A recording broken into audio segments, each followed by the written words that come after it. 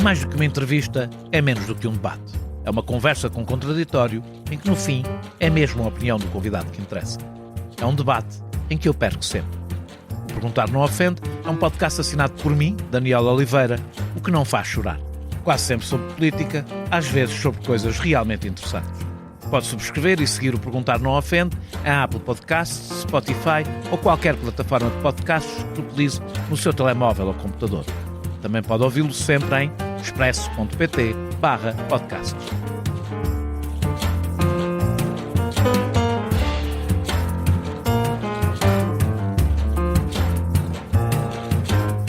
Os portugueses até podem suportar que se diga que os seus descobrimentos foram, em grande parte, uma história de crimes que deixou como grande legado a maior transferência populacional forçada intercontinental. Até podem suportar que insultem Vasco da Gama ou Cristiano Ronaldo.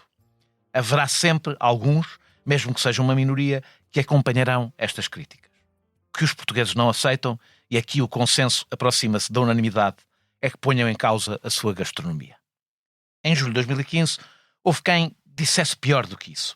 Alguém se atreveu a escrever que a nossa cozinha era mesmo a pior do mundo. O conhecido crítico britânico de restaurantes, Giles Coren, escrevia no The Times: a maior ofensa que um português pode ouvir. Cito: a cozinha portuguesa é a pior do mundo. Ou, pelo menos, a pior de todas as nações quentes do mundo.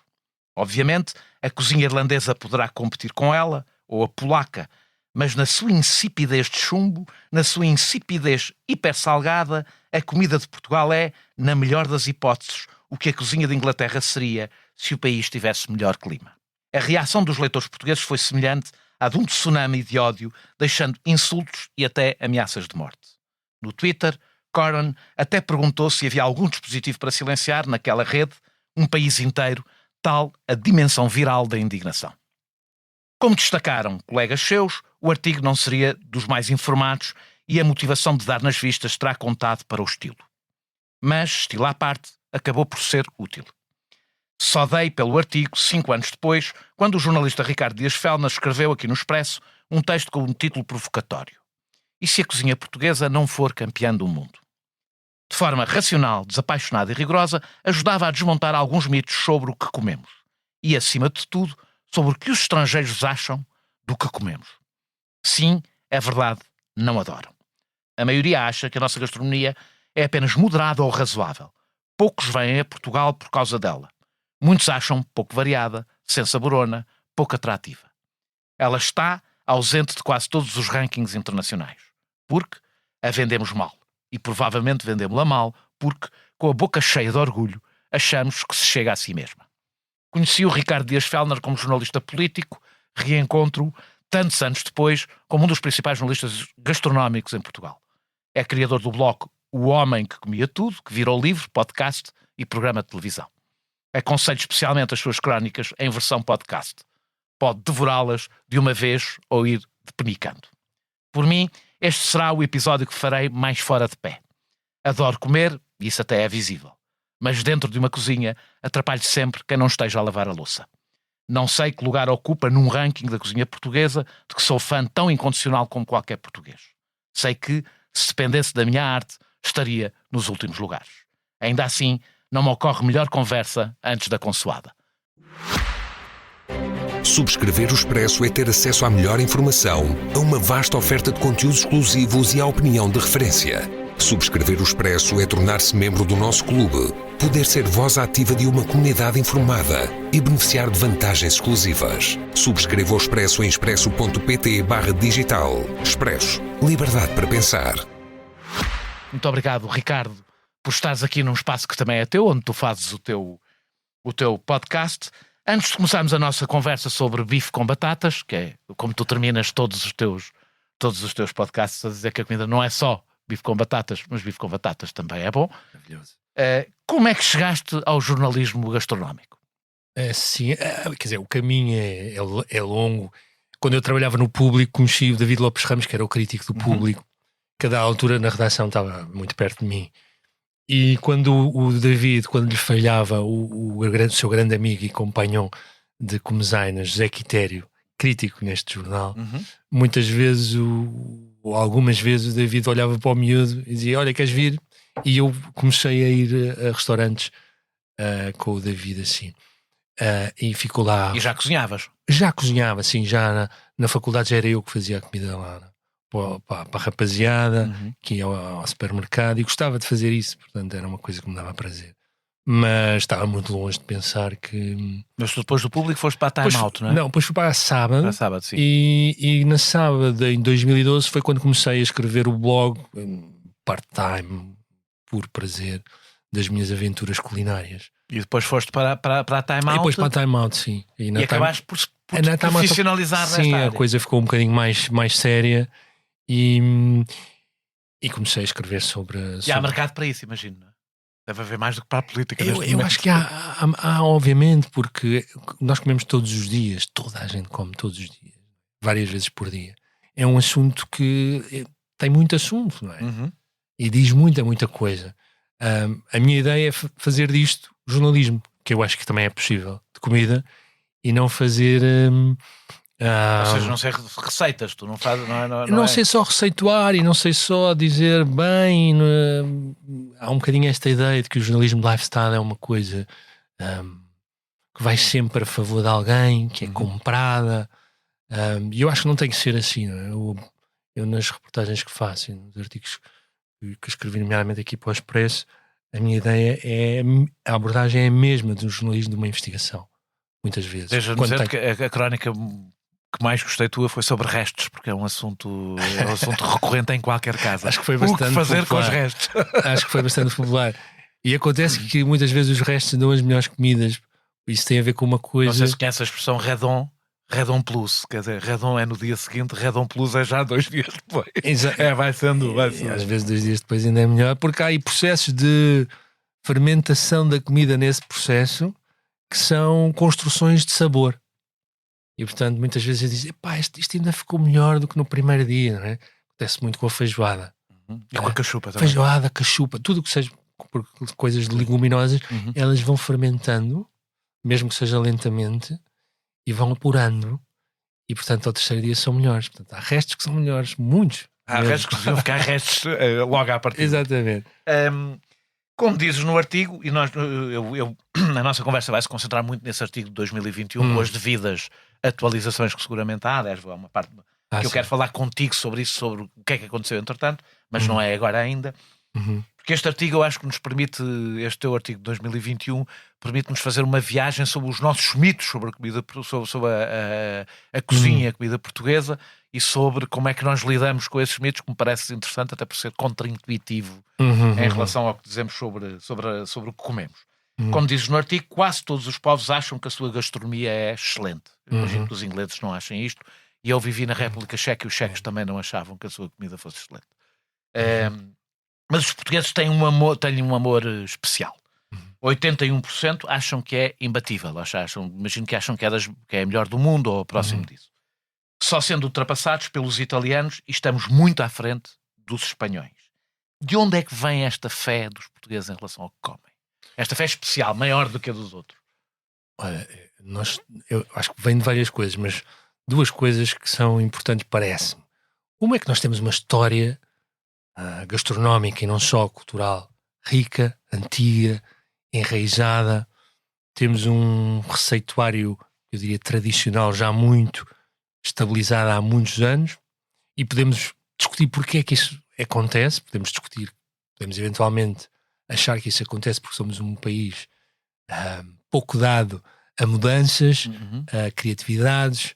Essa é, aliás, uma crítica que os estrangeiros fazem muito à nossa gastronomia, é que é pouco crítica. Tivemos ou seja, nós tivemos um momento, não sei se isto pesará ou não, mas nós tivemos um momento de grande exposição ao exterior, não é? Que trouxemos, aliás, nós vamos falar isso mais à frente, as coisas que nós trouxemos para a cozinha europeia, os produtos que trouxemos, mas não tivemos muito expostos à imigração durante muito tempo, à imigração com I.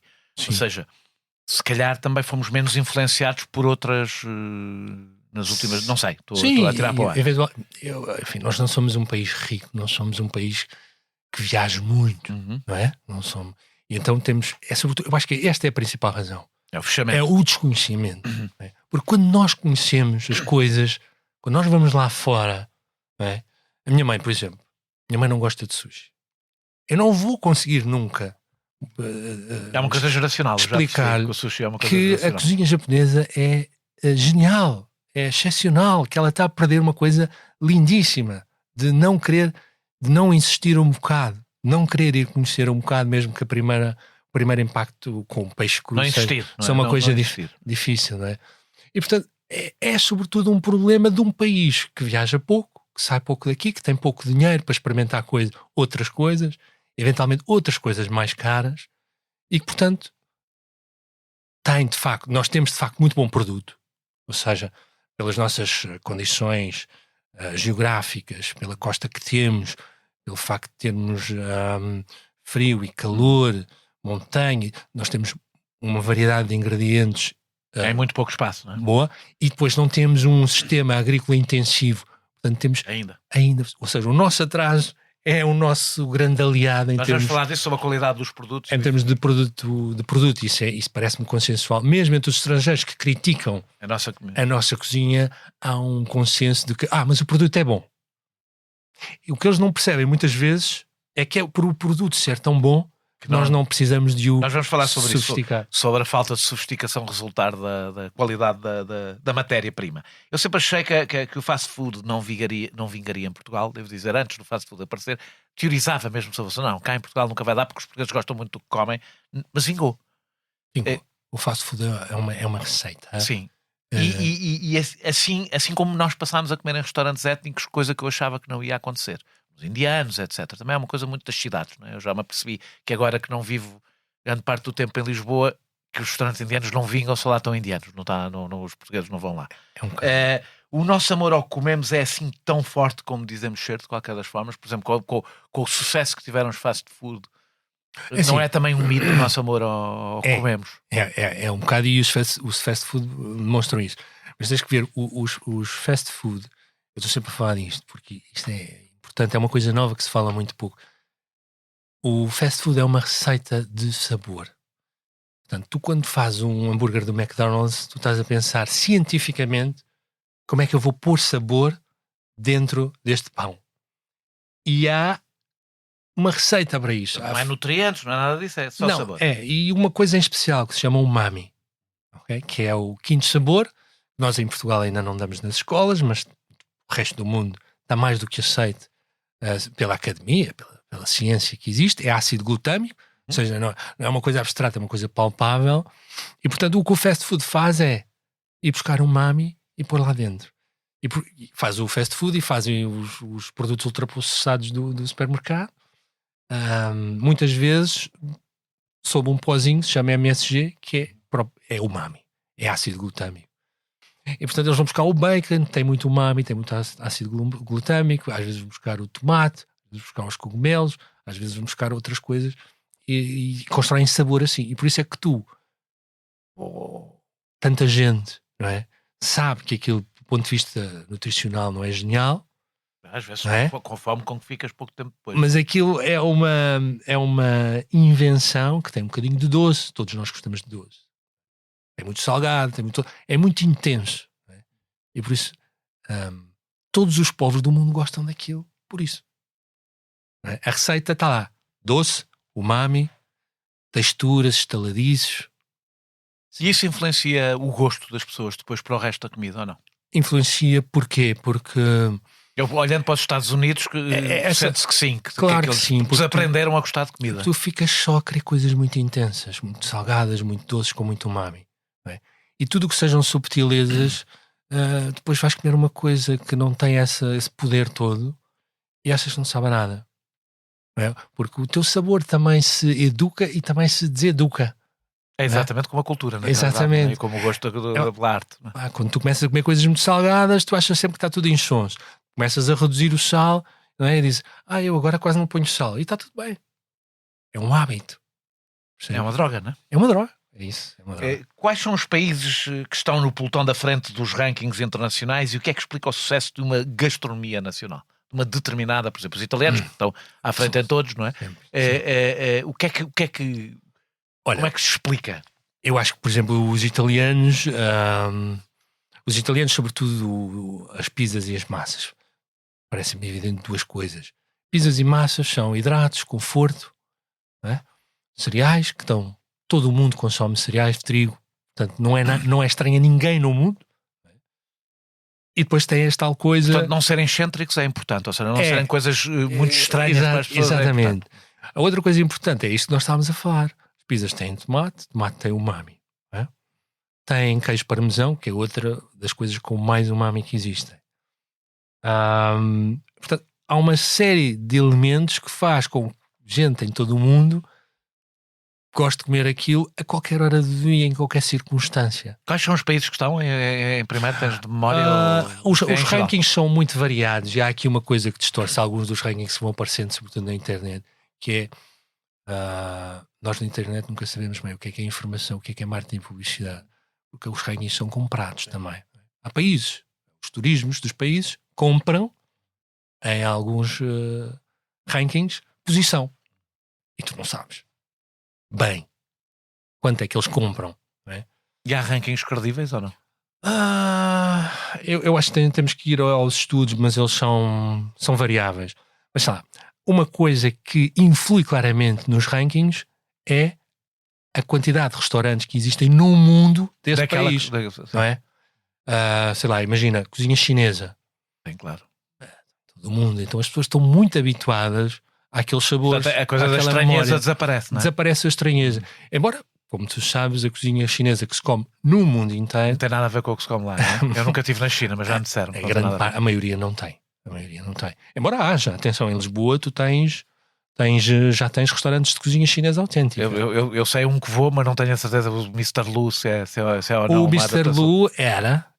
O Mr. Lu começou numa casa clandestina no Martim Muniz. Como começaram um monte de restaurantes. Era genial. Eu já fui a vários clandestinos no Martim Muniz. Sim, são quase todos maus, atenção. Sim. Não vamos também aqui achar que por serem clandestinos são... Portanto, o Mr. Lu já foi um bom restaurante. Eu acho já não quero dizer mal aqui do Mr. Lu, com quem eu tenho uma ligação muito antiga e emocional. Lembro de o ver cozinhar com um cigarro na boca em sua casa, com o wok. Isso é uma boa razão para eu ir a um restaurante. Era genial aquela imagem. Já não faz isso, atenção, pessoas. Não, mas era autêntico. Eu já lá não vou há algum tempo, mas há outros, sobretudo a região de Wenzhou, que é uma região que tem muita imigração em Lisboa. Há 2 ou 3 restaurantes em Lisboa bastante autênticos e surpreendentes. E voltando aos rankings, por exemplo, a comida grega está muito presente ou não está? A comida grega está muito presente. Eu tenho que dizer que sou um grande fã da comida grega. Lá está, temos outra vez. É uma cozinha mediterrânica, sem grandes... Que é uma coisa que tu dizes, eu vou ir mais à frente, acho eu, tu dizes que é um equívoco sobre a nossa comida, porque nós temos a mania de vender a nossa comida como se fosse comida mediterrânica, apesar de ter traços de comida mediterrânica, é mais do que isso. É mais do que isso. Enquanto a comida grega é mesmo a típica comida mediterrânica. É uma das, sim. Embora também Norte de África, Médio Oriente, tens muita coisa excepcional do Mediterrâneo. Mas sim, há uma, por exemplo, há uma ligação à banha de porco muito mais antiga e mais vulgarizada do que ao azeite, até há umas décadas atrás. Que era muito o que se usava também. Exatamente. Mas... Nós não estamos no top 10, nem no top 30, na realidade, da maior parte dos rankings que tu viste, porque não somos conhecidos, é essa a questão? É porque quando nós dizemos nós nem sequer estamos no top 30, eu acho que a maior parte das pessoas ficam chocadas, não é? Sim, quer dizer, é difícil dizer que não estamos também, porque que rankings são estes, não é? Mas na verdade, de uma forma geral, eu diria que a maior parte das pessoas diriam que estamos no top 10 dos rankings quase todos e não estamos. Nem no top 30, nem no top 30 está ainda a maior parte deles. Muitas vezes, sim, em muitos rankings não estamos nem sequer no top 30. E é porque não somos conhecidos? Também é porque não somos conhecidos, e há uma outra razão que eu noto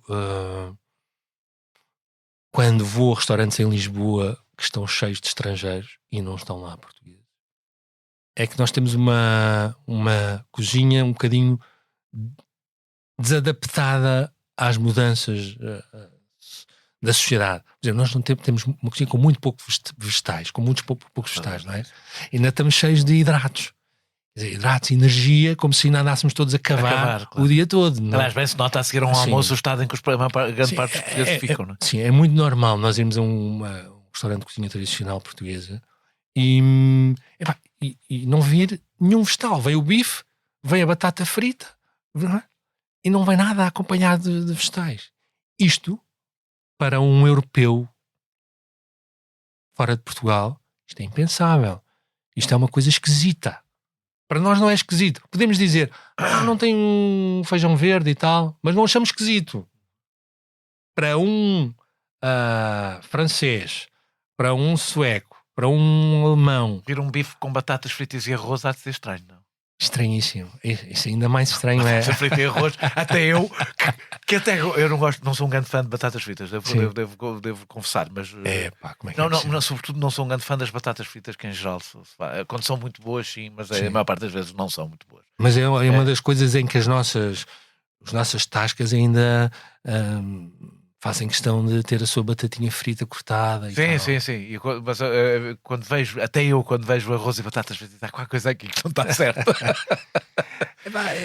Digamos que é uma conjugação um pouco estranha. É uma coisa muito típica de países pobres excederem-se nos hidratos. Hidratos, porque é o que dá energia, não é? Nós vemos isso aguentar o dia. Em África. Os pratos são arroz, depois um bocadinho de frango lá pelo meio. E nós só somos um bocadinho mais evoluídos do que isto. No artigo que escreveste para o Expresso em 2021 e 2021 usaste documentários de estrangeiros no The Portuguese News sobre... O Portuguese News é para dirigido a estrangeiros que vivem em Portugal, né? Sobre o tal artigo do The Times feito por estrangeiros, portanto estes comentários eram feitos por estrangeiros que aqui vivem. A internet e que pareciam ser bastante críticos em relação à nossa comida. Não estamos a falar de turistas acabados de aterrar, estamos a falar de pessoas que vivem cá. No entanto, quando eu digo isto, quando se fala com pessoas, os estrangeiros dizem todos que a nossa comida é maravilhosa. A minha pergunta é se a internet é o melhor barómetro do que os comentários diretos dos estrangeiros. Ou seja, se achas que os portugueses querem ser enganados e eles nos enganam quando falam da nossa comida. Acho que sim. Acho que não nos enganam, acho que eles estão a ser educados. São simpáticos. E na verdade a resposta é sim. Eu acho que a internet, os fóruns da internet, onde tu beneficias de algum anonimato, de alguma liberdade, são mais interessantes para perceber a verdade, neste caso. Sobretudo do gosto, não é? O gosto. Uma coisa que não é do que o teu amigo. Do que o teu amigo português que tu não vais dizer bem a vossa comida, por favor. Sim, e essa, aliás, é uma das razões pelas quais eu acho que a gente andou. E eu estou entre essas pessoas. Eu também. Que até há pouco tempo achava mesmo. Que... Eu até ler o teu artigo. Estava absolutamente convencido que uma das razões porque vinham a Portugal é porque a nossa comida era maravilhosa. E descobri que pronto. Mas atenção, eu não concordo com o crítico do Times disso. Atenção. Aliás, ele mudou de opinião entretanto. E já escreveu um outro artigo a dizer que estava enganado. Foi a um restaurante português em Londres. O que dá a entender pelo que ele escreve no artigo é que ele conhecia mal os restaurantes portugueses. Ou seja, que é outra coisa que acontece. As portas de Santo Antão, provavelmente. Exatamente, que é outra coisa que acontece muito com estes estrangeiros que não gostam da cozinha portuguesa e que não vão aos sítios certos. É preciso. Mas isso também, se calhar, temos alguma responsabilidade e já lá vamos. A partir do artigo do Gilles Coran, fizeste uma pesquisa junto dos jornalistas gastrónomos internacionais, leste inquéritos e comentários na net e concluíste que, descontando o estilo, Conan está longe de estar sozinho, não é só naquela opinião. Portanto, é falso que os estrangeiros, isto pode-se dizer que é falso que os estrangeiros gostem, estamos a falar de médias, não é? Gostem da nossa comida. Não é falso que eles gostem da nossa comida. As pessoas têm níveis de conhecimento diferentes sobre a nossa comida. Mas é que é esse o impacto. Não é? Eu posso dizer, Agora, eu na Grécia fui ao correspondente, em Atenas, fui ao correspondente às portas de Santo Antão e fiquei espantado, fui a muitos outros sítios. Sim. Fiquei espantado que mesmo no correspondente às portas de Santo Antão de Atenas, gostei da comida. Pois, isso se calhar é uma coisa que se pode dizer. Uma imediata àquela, mesmo na versão má. É melhor. Eu acho que isso acontece. Não acho que seja melhor portuguesa, não é isso, mas é boa. Mesmo para um estrangeiro como eu, que chega ali, mesmo na versão má, eu gostei. Atenção, por exemplo, Espanha é talvez o país mais influente do mundo em termos de gastronomia ou, se quiseres, alta cozinha, hoje em dia. E, no entanto, continua a ter debates com pessoas instruídas sobre a cozinha espanhola difíceis, porque as pessoas vão à Espanha e dizem: epá, só como porcaria, o pão não presta, vem lá mal disposto, é só fritos. Devo dizer-te que uma das coisas que me espantou quando falaste, quando vi os rankings do que tu falas, era o sucesso eu tirando a comida basca, a galega, aí sinto uma proximidade em relação a Portugal, mas tirando a comida basca, não tive muito boas experiências em Espanha. Percebi que provavelmente sou como o Jules Cohen em relação à Espanha. Fui aos sítios errados. Exatamente, porque tu tiveste a experiência que muitos estrangeiros têm quando vêm a Lisboa, não é? Vão aos mais maus restaurantes tradicionais. Coisas que já várias pessoas que vivem em Espanha me explicaram, pelo contrário, se come muito bem. Muito bem, maravilhosamente. É dos países onde eu gosto mais de comer. Agora, tens que conhecer, tens que te informar, não é? Não vais levar o barrete do turista. Quando eu falei da adesão, por exemplo, na comida grega, que mesmo o barrete do turista funciona, quer dizer que há gastronomias que são mais fáceis. Há gastronomias que são mais fáceis, diria que sim. Curiosamente, por exemplo, há gastronomias asiáticas, tailandesa, vietnamita, que não sendo muito presentes, as pessoas imediatamente gostam. Verdade. Não é? Sim. A tailandesa, por exemplo, isso é evidente. Mas lá está. Logo. Vamos outra vez àquilo que estávamos a falar do fast food. A cozinha tailandesa ou a cozinha vietnamita têm normalmente sempre doce, mesmo a cozinha salgada. Não? Os pratos salgados, eles metem sempre um bocadinho de doce, de açúcar, outro doce. E depois tem o umami também. O molho de peixe está em praticamente todo o receituário desses países. E o molho de peixe o que é? Umami. É umami, ácido glutâmico. Portanto, é interessante ver como... Coisa que a nossa comida não tem. A nossa comida tem, mas eventualmente não numa forma tão direta. Sim, o tomate maduro. Maduro, sim. O tomate verde não tem umami. Isto tem a ver com a pergunta anterior. Só 1,2% dos turistas no inquérito que tu referes tinham, estamos a falar de 2021, nós já vamos para o que mudou entretanto, tinham como motivação gastronómica a escolha de Portugal. 60% que visitavam diziam que a oferta era apenas moderada ou razoável, como eu disse na introdução. Portanto, a comida não é, ao contrário do que pensamos, um atrativo turístico. Já é? Estamos a fazer alguma coisa para ser? Não. É possível que seja? Estamos a fazer para ser, e acho que está a melhorar. Acho que a nossa oferta vai melhorando em todos os capítulos. Mas eu devo dizer-te, eu estou a tirar um doutoramento sobre isto, para perceber isto que nós estamos aqui a discutir, não é? São as minhas sensações agora, mas isto é muito complexo, não é? Tentar perceber qual é a imagem que os estrangeiros têm da nossa cozinha, não é? Não é fácil, não é?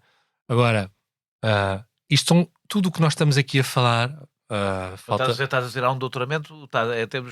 Não, estou mesmo. Estás mesmo. Estou mesmo, é mesmo verdade. É mesmo verdade. Podia ser uma força de expressão.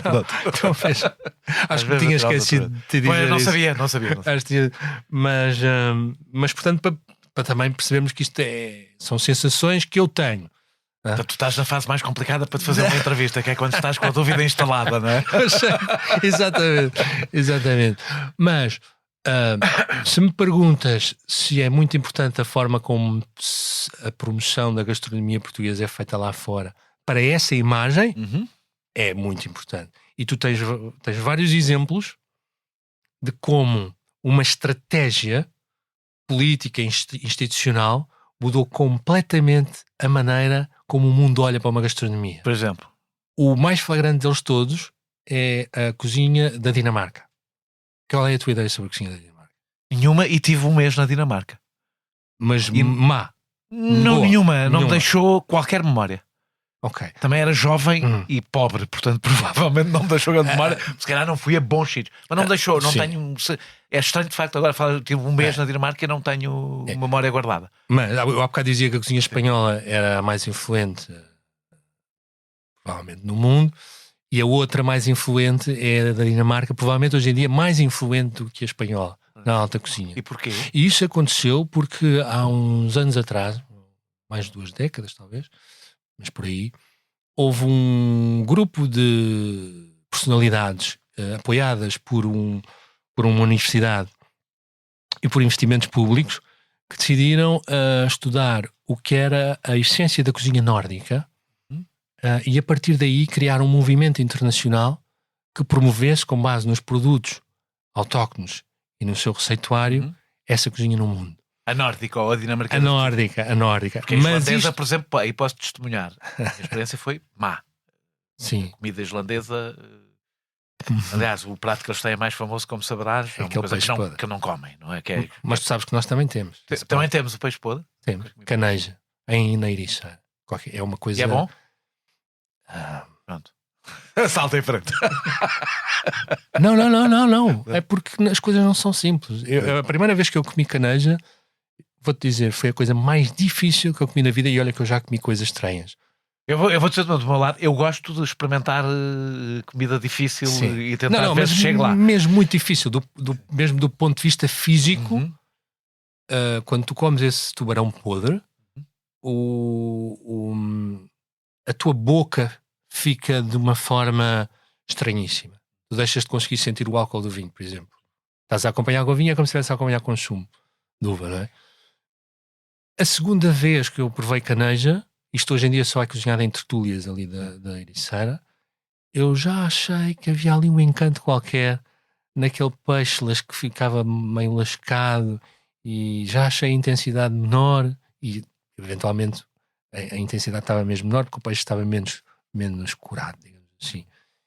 E à terceira vez já gostei um bocadinho, e acho que à quarta vez já vou gostar. Eu acho que isto por acaso é importante dizer sobre a comida, porque eu acho que a comida é cultura, evidentemente, e é muito semelhante à abordagem a produtos culturais, que é ou tu te obrigas a ultrapassar a tua resistência para conseguir sofisticar o teu gosto, ou vais gostar sempre de coisas básicas, não é? De coisas, exato, não usaria a palavra sofisticar. Eu estou a utilizar o termo sofisticar, não é do ponto de vista elitista, é de sofisticação, de complexidade, de coisas que não são nhani, por assim dizer. Olha, eu tenho amigos que têm 50 anos e não comem grão. Isto é uma coisa que me faz E a razão pela qual eles não comem grão... Continuas amigo deles, é porque eu teria dificuldade. É porque grão é das coisas mais maravilhosas. É maravilhoso. E eu tenho uma pena disto quando as pessoas me dizem isto, assim, tu não comes grão porque o teu pai ou a tua mãe não te obrigou a comer grão até aos 18 anos. Sim. Uma vez. Aquela coisa de, não gostas, comes menos. Não gostas, comes um esforço. Eu só não gostava de uma coisa na vida, comer como tudo, só não gostava de comer uma coisa que hoje é das coisas que mais gosto, que é esparregado. Adoro. E exatamente tinha uma resistência. E como era a única coisa... comer um bom esparregado. É muito difícil. Quando é mau é muito chato. Lá está, estás a ver. Quando nós falamos de cozinha vegetariana, esparregado é dos poucos pratos que nós temos assim vegetariano. De uma grande simplicidade. E não só temos poucos. Não é muito bonito de ver para um estrangeiro. Não é bonito. Como aliás, muita da comida portuguesa, já vamos falar sobre isso também. Castanho. Muita da comida portuguesa parece vomitado ou coisas parecidas. Sim. Mas não só é difícil tu encontrares um esparregado, como é ainda mais difícil encontrares um esparregado que não seja com os espinafres congelados, não é? E estou a falar em sítios onde pagas 35 euros por um bife. Não é. Eu compreendo que os estrangeiros não gostem disso. Quais são, então vamos falar, agora quero que falas de uma forma um bocado genérica, depois nós vamos aos pormenores, porque é dos pormenores que eu quero falar, mas quais são as fragilidades da comida portuguesa para os estrangeiros? Genericamente, esquece que estás a fazer um doutoramento, podes mudar de opinião no fim do teu doutoramento, mas genericamente, depois vamos aos pormenores, quais são as fragilidades, as resistências que provocam a comida portuguesa? Eu diria que a maior é a falta de diversidade. Eu ouvi uma entrevista de um belga, um alto quadro. Por um belga a falar de comida também. De uma multinacional. Não, mas era engraçado o que ele dizia. A cozinha portuguesa, eu perguntaram sobre a cozinha portuguesa, e eu disse, a cozinha portuguesa, tem este problema, é que a gente vai a Bragança e dão-nos peixe grelhado com feijão verde e batatas. Vai ao Algarve e dão-nos robalo com grelos e batatas. São bons, mas é sempre a mesma coisa. E para os portugueses está bem assim, é assim que eles querem. Isto é uma caricatura, obviamente. Mas esta é uma crítica que eu ouço muito, que é pouca diversidade dos pratos. Tu vais a ver, assim, nós não temos muitos molhos portugueses. Chamés, coisas desse género, beurre blanc. Não. Porquê? Porque éramos pobres e era por isso? Essa pode ser uma das razões. A outra, ter mais ingredientes, não é? A outra das razões é que os nossos ingredientes são tão bons que não precisamos disfarçar com nada. Não precisamos disfarçar com nada. Eu não sou um grande fã, em geral, de pôr... Basta uma grande... Agora, tu só consegues levar um estrangeiro a concordar contigo nisto se os ingredientes forem mesmo muito bons. E os ingredientes hoje em dia já não são sempre bons. Aliás, muito raramente são bons. E portanto, tu dizes que comes pescada cozida e que gostas de pescada cozida a um estrangeiro, pode parecer uma coisa esquisitíssima. Claro. Não é? Porque, peixe cozido? Vocês comem isto? E assim, sim, porque as nossas batatas são muito boas. O nosso azeite é o nosso molho. Os nossos molhos é este azeite incrível que nós temos aqui. Eu agora vou ser mesmo nacionalista e não há melhor, continuar a não haver melhor molho que o azeite, na minha opinião. Pois, percebe? O problema é que também os nossos azeites às vezes já não são tão bons assim, não é? E portanto esse é um cuidado que temos que ter. Não quer dizer que isto é uma matriz. Cozinha simples com bons ingredientes, sem mexer muito. Mas os ingredientes têm que ser bons. Então vou a isso. Eu ia falar de outra coisa, mas vou falar disso. Os estrangeiros dizem que a comida portuguesa não tem graça, não tem sabor. Na realidade, a nossa gastronomia é de facto pouco sofisticada, como é normal. Sofisticada no sentido como é normal num país pobre que tem, ou que foi pobre durante muito tempo.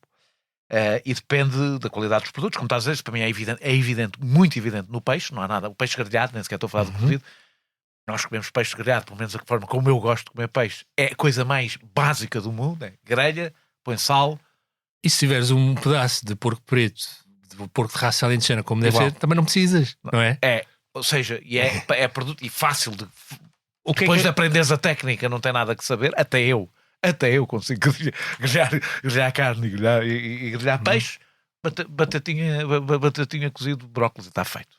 Azeite e eu nem sequer ponho azeite no peixe, só ponho nos acompanhamentos. Portanto, a nossa riqueza está de facto nos produtos, no que é artesanal. Tu sobre a gastronomia, já lá vamos, a gastronomia alentejana, falaste sobre isso. E é isso que foge ao radar dos estrangeiros? É sítios onde a qualidade dos produtos seja boa? Não são assim tantos, há vários, mas para quem não vai informado e vai assim com a cheirar, onde é que eu vou comer agora? Não é fácil. É quase impossível, não é? Apanhar. É difícil. É mesmo difícil. E nem tem a ver com ser restaurantes de topo ou restaurantes básicos, não é? Sim, não necessariamente. Não necessariamente. Embora, por regra, restaurantes mais caros têm melhor. Vais ter peixe melhor.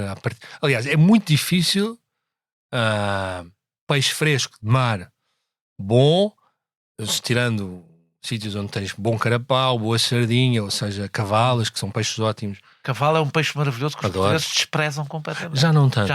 Olha, era um peixe que achavam que nem sequer era para comer. Mas olha, sabes que isso é eu gosto, muito, por exemplo, muito mais de cavala do que de sardinha ou do que de... Eu vou-te dizer... Ou do que de atum. Mas, primeiro, um bom exemplo de uma política pública que pôs um peixe nos menus. Foi que há uns anos pagaram a chefes para fazer receituário com cavalo, porque há muita cavalo. Mas pagaram quem? O turismo? O Estado? O Estado, julgo que sim. E deu frutos. Hoje em dia há, de facto, muita gente a cozinhar cavala, e ainda bem. E devo dizer que dos últimos peixes grelhados... que não está propriamente em extensão, ao contrário, por exemplo, da sardinha. Não está. Não, é o mais abundante. É o mais abundante. Portanto, devíamos mesmo comê-lo, não é? Devíamos comer. E, aliás, é dos mais ricos em ômega 3, que é uma coisa que nos faz muito bem. Portanto, devemos comer cavala. Devemos saber comer cavala, que não é nada fácil. O peixe grelhado... Explica lá que eu gosto de cavala. Com que eu mais me emocionei nos últimos anos a comer foi uma cavala que eu comi num restaurante que, se não me engano, chama-se Taberna dos Arcos, em Sagres. Que é um restaurante super simples, com aquelas vitrines cheias de peixe. E eu estava para escolher o peixe, havia uns ropalos de mar lindo. O peixe era tudo lindíssimo, estava lá, mas o senhor às tantas diz: olha, vai comer uma cavala que veio hoje, está gorda e tem que estar gorda, ou seja, cavalas têm que ser gordas. E como é que se vê? Aqui no cachaço, parte de trás da cabeça, se for aquele cachaço a jogador de rugby, é uma boa cavala. E convém-se ter algum tamanho, porque é um peixe com alguma espinha, portanto convém ter algum tamanho. depois tu tens que grelhar muito pouco, porque é um peixe que seca muito. Não é? Então, se tu souberes grelhar com um lume baixinho e no ponto, e eventualmente escalar, que é um tema polémico, não é? Há muita gente diz escalar o peixe. Eu ia te perguntar, há uma polémica sobre escalar ou não escalar o peixe? Eu posso entrar, eu sou a favor de escalar. Para escalar. Na maioria dos casos, sim. Sim. Porque quando tu abres o peixe, tu tens mais superfície queimadinha, tostadinha. E isso é outra coisa que faz sabor, que são as reações de Maillard, que é uma transformação da proteína em açúcares complexos, não interessa agora para aqui, e que dá muito sabor. Por isso é que as pessoas gostam do bife tostadinho, não gostam do bife assim branquinho, não é? É a mesma razão pela qual gostam do peixe assim bem tostadinho e tal. E quanto mais superfície tiveres, mais reações. Sobre os produtos, a globalização dos produtos alimentares, ou seja, há uma mudança geral. É engraçado porque uma das coisas engraçadas de falar de comida é que conseguimos falar basicamente de tudo quando falamos de comida, porque claro, é uma coisa básica da nossa vida. E a globalização da produção dos bens alimentares que levou, levou restaurantes alentejanos a servirem porco polaco, a fazermos gazpachos com tomates das estufas da Múrcia. Eu estou a citar uma crónica tua. Destrói a comida que depende dos produtos, ou seja, é isso nós somos vítimas, a qualidade do que produzimos, mais do que outros países que dependem menos dos produtos, é vítima desta globalização da produção alimentar. Eu acho que sim, mas também podemos olhar para de outra forma. Que olha também para o copo meio cheio e para o copo meio vazio. Sim. O problema às vezes é que eu viajo por esse país, falo com agricultores e muitos produtores de tudo, e às vezes vejo produto incrível que não consegue sair dos 10 km à volta de onde aquele agricultor está, porque ele não tem os instrumentos necessários para pôr aquele tomate incrível num Michelin no Algarve ou em Lisboa. Sim, eu também vejo num sítio e portanto o que é que ele tem que fazer? Ele tem que vender aquele produto que é de uma qualidade extraordinária, ali, que demora mais a crescer porque não leva carregamentos não é de agricultura de precisão, carregamentos fertilizantes, não sei o quê. Ele tem que vender ali a um preço baixo. E como tem que vender a um preço baixo, mais cedo ou mais tarde, ele ou o filho dele vai desistir daquela atividade. Eu vejo, por exemplo, nas azeitonas ali ao pé de mim, vejo o olival intensivo ocupar todo o espaço, exatamente, porque é o olival tradicional que está a ser arrancado. Não aguenta, não é? Não aguenta exatamente porque... Não aguenta porque produz menos, produz menos. E então quem produz mais quer produzir ainda mais. Sim. E tem tendência a comprar o terreno onde se produz menos e pôr lá o que se produz mais. Posso dizer-te por quanto é que pagam por hectare na minha zona? Pagam 1.400 euros por hectare de aluguer por ano para o olival intensivo. Isto significa... Super intensivo. E super intensivo. Na minha zona o super intensivo é supostamente proibido. O PDM não permite, mas é supostamente. Este é um assunto que me move muito, portanto eu não vou desenvolver. Eu acho que tem que haver algum controle. Tem que haver algum controle estatal sobre isso. Não há nada, 1.400 euros por ano por hectare, não há nenhuma produção agrícola que permita este rendimento. Portanto, alugando sem risco, tem-se mais do que se produzir alguma coisa. Sim. E a minha questão é se não estamos a matar a diversidade. E a matar o que podemos oferecer em termos de qualidade do que fazemos. Aí nós estamos a oferecer, e nós vimos isto acontecer com as castas dos vinhos. Há uns anos pagou-se para se tirar vinhas velhas de castas autóctones porque havia meia dúzia delas que iam ser o futuro. E agora estamos a assistir ao contrário, não é? Os produtores perceberam que o mercado valorizava aquilo que era raro, diferente. Então as vinhas velhas valorizaram imenso e está-se a plantar castas antigas. E bem. E as outras ficam por vender, não? Basicamente. Pois as ostras são vendidas muito baratas. Não é? E eu acho que um dia vai acontecer isto com o azeite. Espero que não seja tarde demais e que algumas destas variedades... Olhando para o Alentejo não estou muito bem a ver como é que se recua, já se fez. Há coisas que não voltam atrás. E algumas destas variedades podem mesmo desaparecer. Tu tens uma crónica, de facto, sobre a comida alentejana, que me tocou mais, pronto, porque a comida alentejana é talvez a caricatura no sentido de tudo, caricatura, o excesso de tudo isto que estamos a oferecer. É uma comida mais pobre ainda do que as outras comidas, porque para os alentejanos era a zona mais pobre do país, era ainda, é a zona mais pobre do país, e que depende ainda mais dos produtos e dos poucos, não é? Ou seja, a variedade é menor, em geral, e depende totalmente dos produtos. Isso, ou seja... Mas é curioso, porque essa pobreza de meios...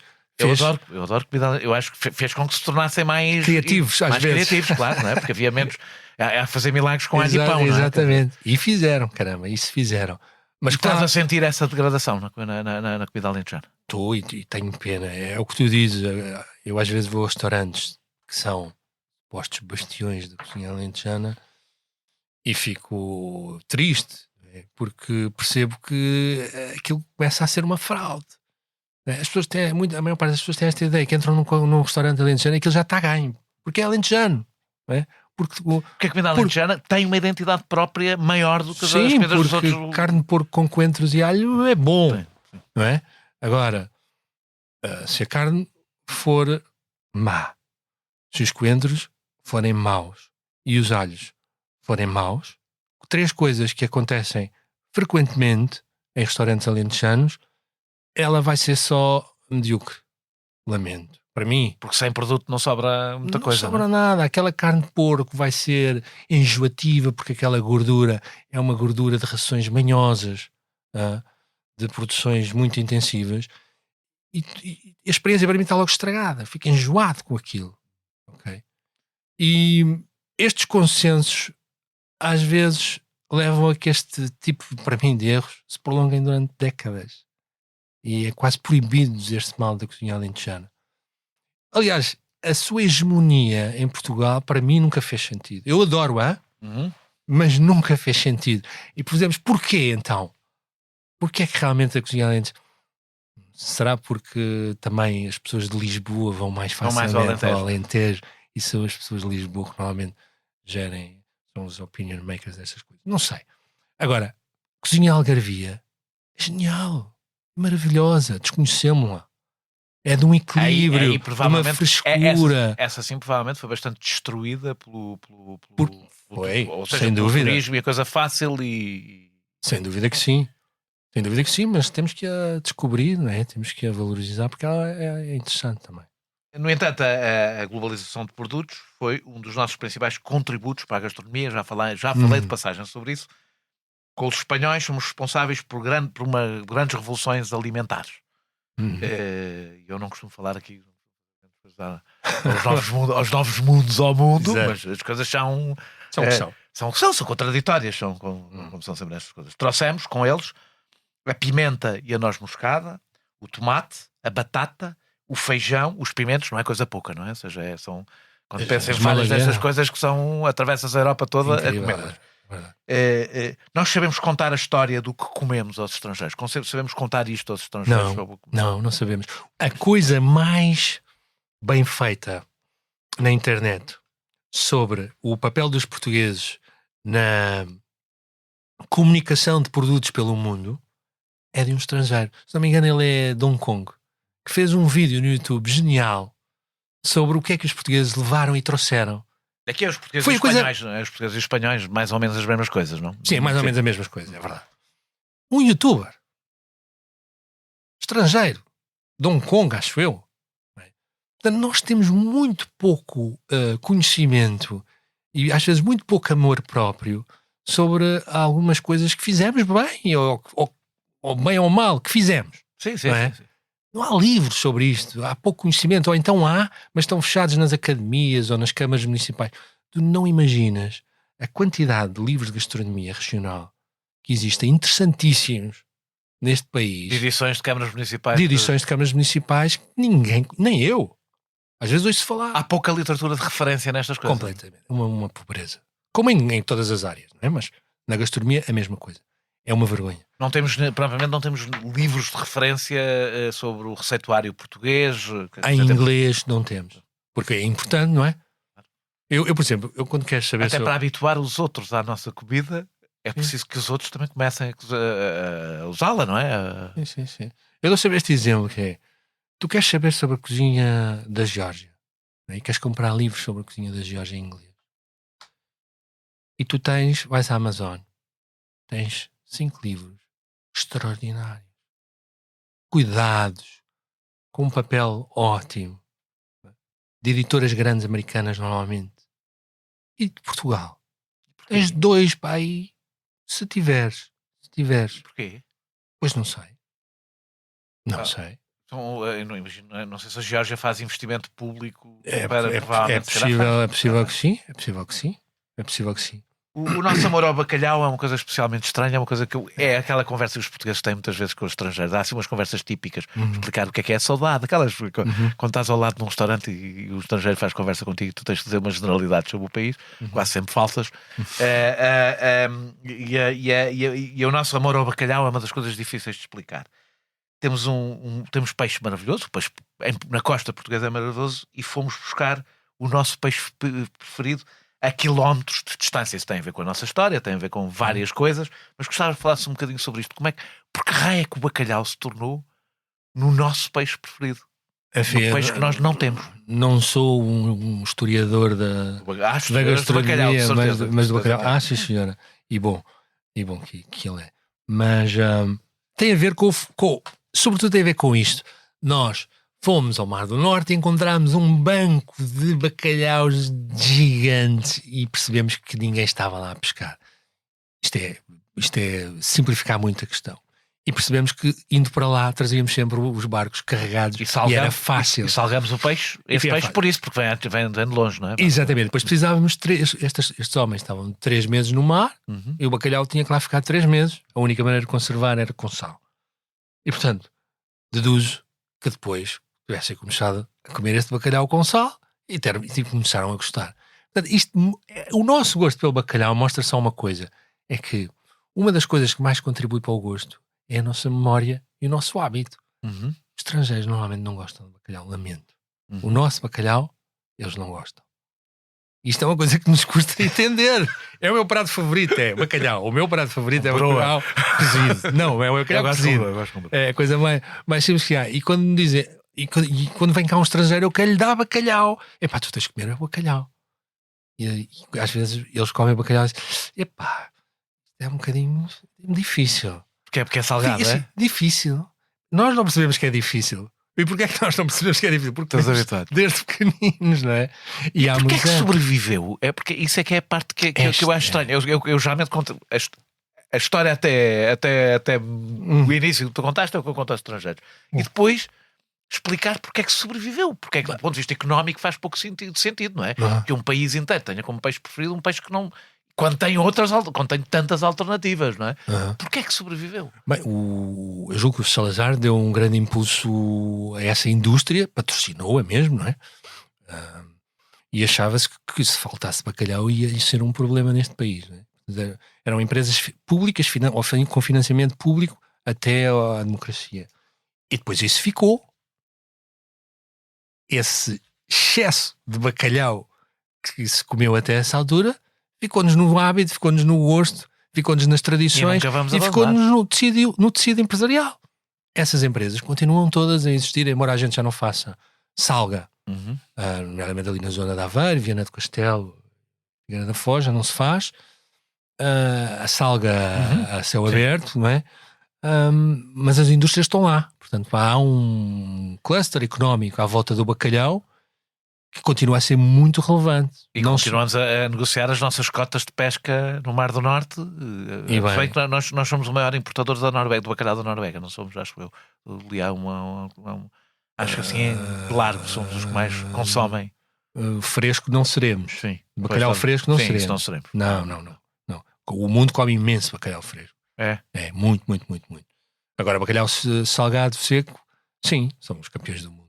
Não é hipótese. David Leite, escritor gastronómico de origem portuguesa, imagino eu que ele é de origem portuguesa, pelo nome, premiado nos Estados Unidos, diz que o calcanhar daqueles da culinária portuguesa é a sobremesa. É tudo ovos, leite e às vezes caramelo. Sobretudo muitos ovos.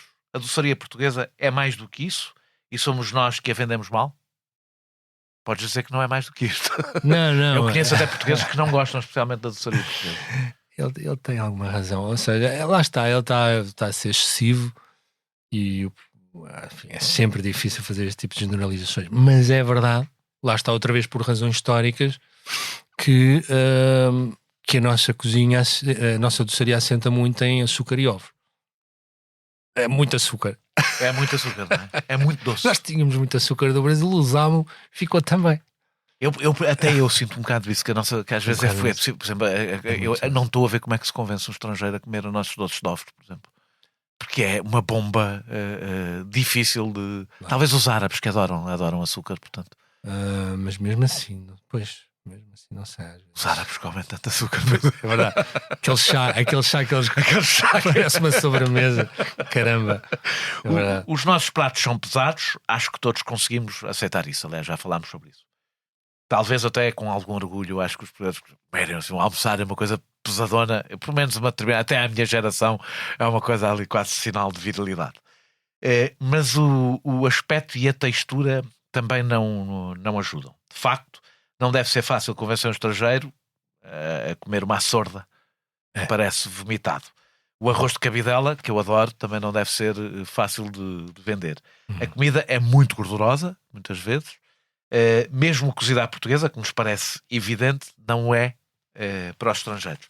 Estamos tão habituados ao que comemos que não conseguimos perceber esta estranheza que não tem agora, não sequer estou a falar do sabor. Estou a falar do aspecto não conseguimos e da textura. Não temos distância para perceber isso. Como é que um estrangeiro olha, não estou a dizer, sem tocar de comer, como é que um estrangeiro olha para a comida portuguesa? Como é que a vê quando olha para ela? Pois, deste um bom exemplo da açorda. Por exemplo, com a comida grega. A comida grega é colorida, aquilo tem um aspecto que dá vontade de... A nossa não. A nossa não. Do ponto de vista gráfico, muitas vezes não é tão nem é tão colorida e muitas vezes também não é tão trabalhada. Nós não somos particularmente estetas na forma como empratamos. Não empratamos bem. Sim. Embora eu acho... eu gosto disso. Eu gosto de não empratamos bem. Eu acho poético... Eu acho poético uma tachada de feijoada. Acho muito bonito. Não é? Até à sorda. Eu acho. Até à sorda, se for bem empratada, é bonito. Agora pensa nisto. Tu chegas, és estrangeiro, és um turista, chegas aqui a Lisboa a uma quarta-feira e vais a um almoço de cozido numa tasca banal da Baixa. E ele traz-te para a mesa aquela travessa cheia de carnes misturadas, sem nenhum cuidado de encenação. Nós não olhamos, nem pensamos, mas se eu acho quiseste eu percebo, eu acho que tens toda a razão, mas eu acho alguma era bonito se fosse uma certa irredutibilidade, ou seja, nós não cedemos nisto, mas não é irredutibilidade. Não, mas repara, muitas vezes isto é só o sítio que é mau. Porque se tu fores comer um cozido atrás dos montes nesta altura, que são altura para ir, por favor, vão comer um cozido atrás dos montes agora no inverno. É daquelas coisas que todos devemos fazer uma vez na vida ou mais. Mas o cozido que eu como em trás dos montes nos sítios bons, eles vêm arrumados e são sítios populares. Não é? São garagens às vezes. Estás a comer e tens os bois ao lado, mas as pessoas trazem aquilo arrumado, com cuidado. Mas algumas das carnes são muito trazem difíceis. As carnes quentes. Mas algumas das carnes devem ser difíceis para os estrangeiros, aquelas mais gordurosas, mais... Certo. Pronto, não podemos gostar todos do mesmo. Não é? Mas eu estou a dizer do aspecto, nem sequer estou a falar de comer. Adoro as patas, Agora aquilo tem que ser bem salgado de véspera ou mais, com cuidado, não é? Porque senão também não tem sabor. Estamos a falar de uma coisa que não leva a nada. Se não tiver um mínimo. Quando eu estava a preparar esta entrevista, eu estava a falar desta entrevista com um amigo e um amigo levantou-me uma questão que eu não tinha pensado, porque não acompanho muito, que é a influência do Instagram na comida. Ou seja, como os restaurantes, como ir a um restaurante passou a ser uma experiência, não é? E não propriamente uma experiência. O Instagram, as redes sociais trouxeram uma coisa, que é uma sobrevalorização da imagem que vê e uma subvalorização completa do resto, não é? Do paladar, É verdade, e tens um ponto aí. E se isso não está a influenciar, sobretudo as coisas dirigidas a estrangeiros, ou seja, há coisas que são para ter uma experiência visual. Diria que sim. Diria completamente que sim. Eu não sou um esteta. Também não. Eu sou, mas não com a comida. Eu não sou um esteta com a comida. E tens toda a razão. E pode estar. Agora, a questão é, por exemplo, a comunidade de expatriados em Lisboa, Sim. que é enorme. Expatriados, para quem não sabe, são os imigrantes com dinheiro. E que trabalham cá. E que alguns nem trabalham. A dizer que há uma diferença dos imigrantes e os expatriados é que custam dinheiro e outros não. Exatamente. O que acontece é que eles funcionam numa bolha nas redes sociais, no Instagram, que não toca naquilo que é português. Os restaurantes portugueses não lhes passam pelo feed, os pratos portugueses não lhes passam pelo feed. E, portanto, muitos deles nem sequer conhecem o que é que a gente aqui come. E não querem conhecer. Porque as redes sociais criam este algoritmo, não é? Eu estou sempre a dizer em que tu vives em Portugal, nós tínhamos mas as tuas relações sociais, que se fazem essencialmente na internet, são fora de Portugal. Na realidade é assim, quando tu vives no estrangeiro, eu vivi um ano, tu tendes a não te dar com as pessoas do país. Por uma razão, tu estás de passagem, as outras pessoas estão lá definitivamente.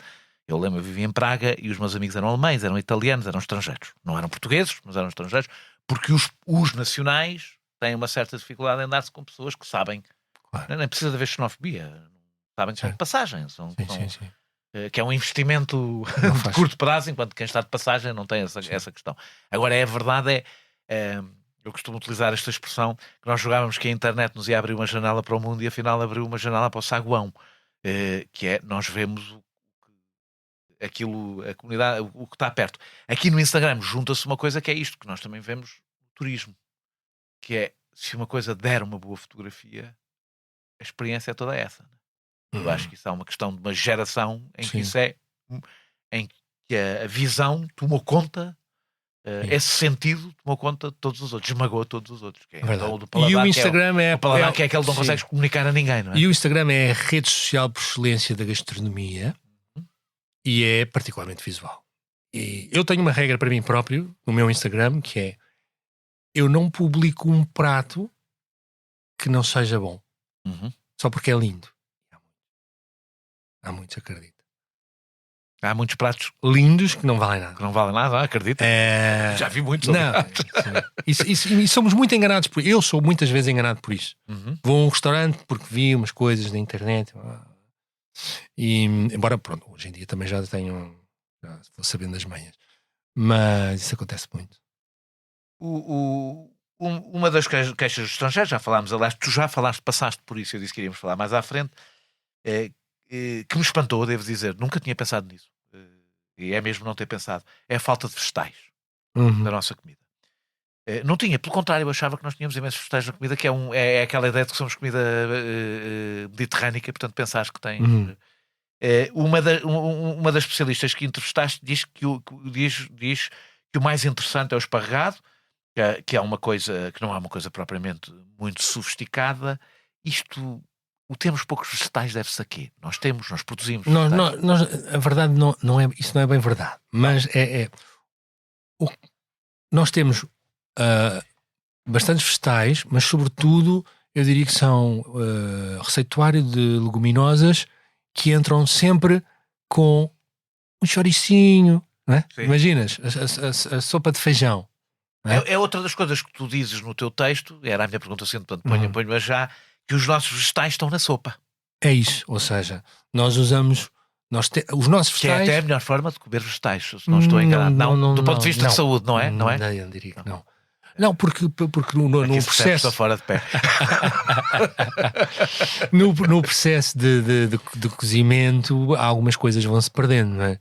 Portanto, se puderes comer tudo cru, vais ter os nutrientes mais nutrientes eventualmente, de uma forma mais potente. E essa é que é a questão.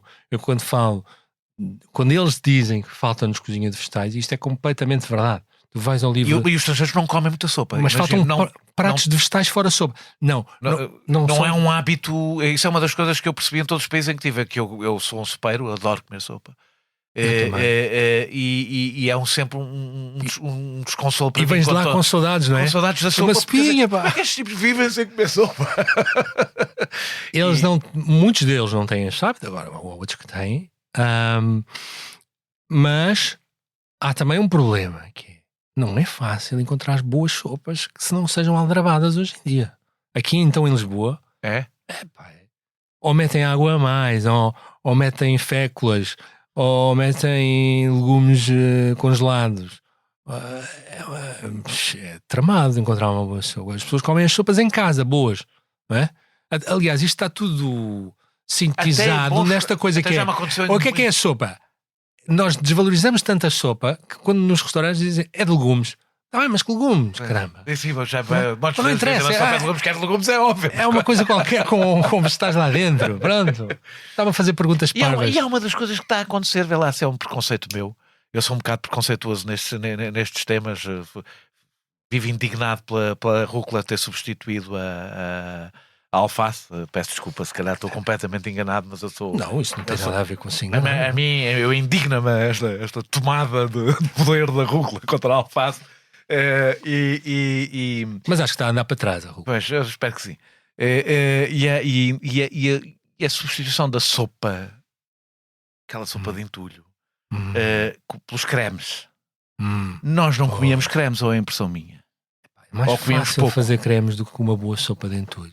Porque uma boa sopa de entulho obriga-te a mais tempos na confecção da sopa. É por isso? Eu acho que sim. E porque é mais fácil, se calhar. É mais fácil. Comer, não, é mais fácil fazer o creme, metes e cozes tudo e... É que a sensação que nos tornámos todos bebés, passámos todos a comer. É verdade, não, é verdade. Não, tens toda a razão. Eu também tenho... eu adoro uma sopa de couves e feijão. Também eu. Adoro. Acho que eu acabei de almoçar e acho que vou almoçar outra vez. Sim, mas lá está, tens que ter bom feijão, deves ter bom feijão e não ser só de lata, não é? Sim.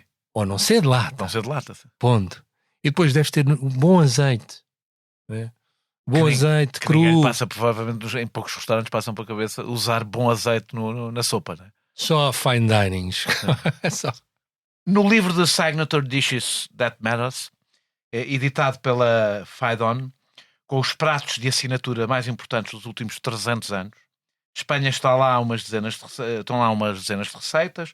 Portugal não tem nenhuma. Espanha está no topo dos rankings e nós não. Tem 250 estrelas Michelin e nós 35. Estou a pegar em dados teus de 2021, já devem estar desatualizados. Espanha, que tem a gastronomia mais próxima da nossa, é uma marca gastronómica fortíssima. Nós já falámos sobre isto quando falámos sobre a Dinamarca. Não é? Por exemplo, da Dinamarca. Se conseguisses sintetizar um pouco melhor, porque falámos disto no ar, o que é que nós fazemos? O que é que nós não fazemos, na realidade? É o nosso marketing? É a Espanha que nos ofusca? Nós vivemos sempre com esta sombra espanhola, não é? Que faz com que a maior parte dos turistas sabem que Portugal é um país diferente, mas que provavelmente misturam, não é? Também. Os dois. Não conseguimos construir uma identidade para o exterior. Nós, na realidade, nós não temos, tirando o pastel de nata, que parece ter sido um caso, toda a gente gozou com o Ministro da Economia. Eu próprio devo confessar que gozei com o Ministro da Economia. É um caso incrível. Porque a frase era completamente gozável, pronto, evidentemente, mas ele tinha razão. Sim. Ele tinha razão. Estou a falar do Ministro da Economia do Passos Coelho. O que é que fizemos no pastel de nata que não conseguimos fazer no resto? Bem, ou não fizemos nada no pastel de nata? Não sei se fizemos grande coisa. O pastel de nata fez. Fez ele próprio. É um tesourinho. Mas porquê? Porque é bom. Está bem, mas nós temos aqui várias coisas que falámos que são boas. É bom, que ela tem? É fácil de fazer, é fácil de exportar. É o Álvaro Santos Pereira, não estava a lembrar do nome do Ministro da Economia. Exatamente. É bom, é fácil de exportar e pode-se fazer em qualquer parte do mundo, basicamente. E sabe bem. E tem texturas, tem crocante, tem untuosidade, tem doce. É um grande prato. É uma coisa gulosa e percebe-se. É mesmo um caso de sucesso. Sucesso gigante, absolutamente gigante. E das coisas que eu no meu doutoramento já investiguei e alguns resultados interessantes, um deles é este. Quando tu procuras na internet, fazes uma busca por Portuguese food, a foto que mais te aparece é uma foto de banco de imagem de uma mesa de comida espanhola. Sim. Eu fui à origem da foto e percebi que aquela foto era de uma mesa de comida espanhola que é usada em sites onde se fala os 10 melhores pratos da cozinha portuguesa ou características da cozinha portuguesa, normalmente em inglês, não é?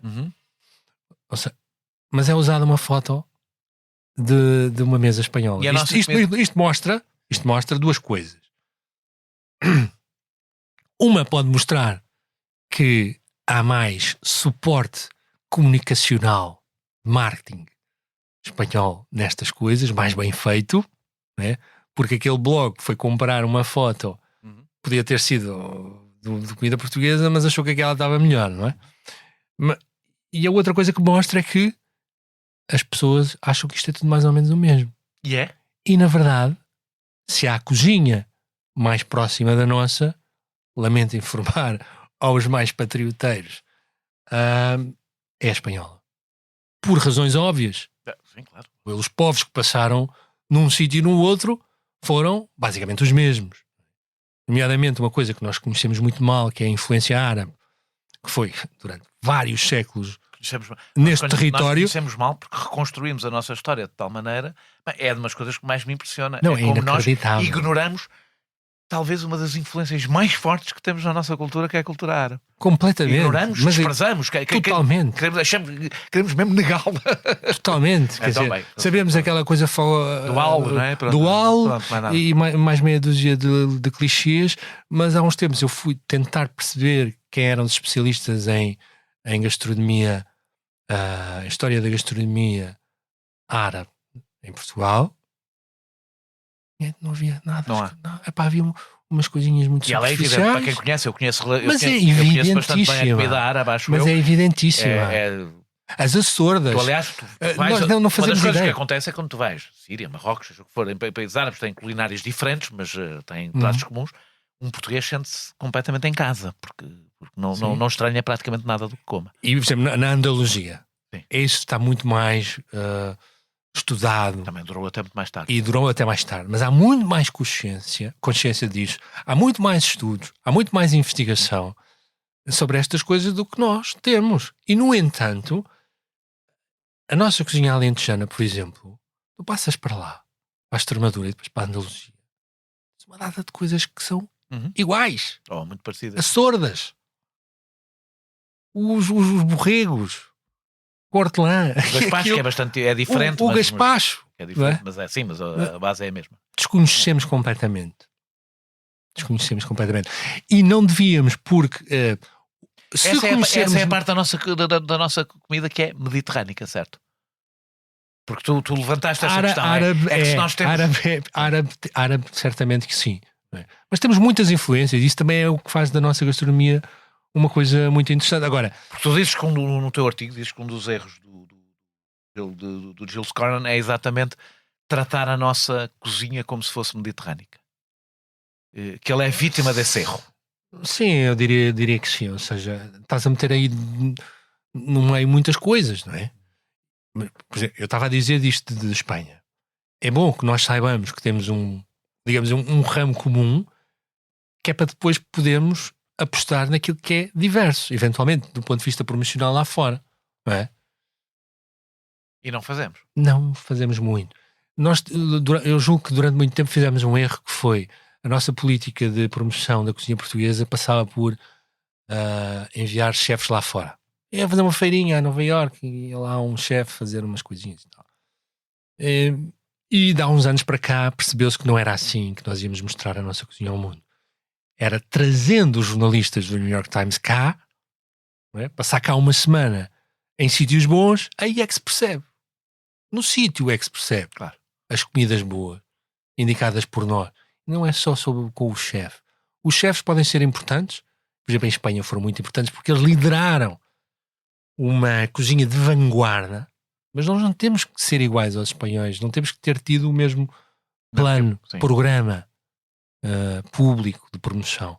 Não é assim que vamos lá, porque eles tiveram um Ferran Adrià, um El Bulli, o restaurante mais importante do mundo durante 20 anos, eventualmente. Nós não temos, e portanto não temos que copiar.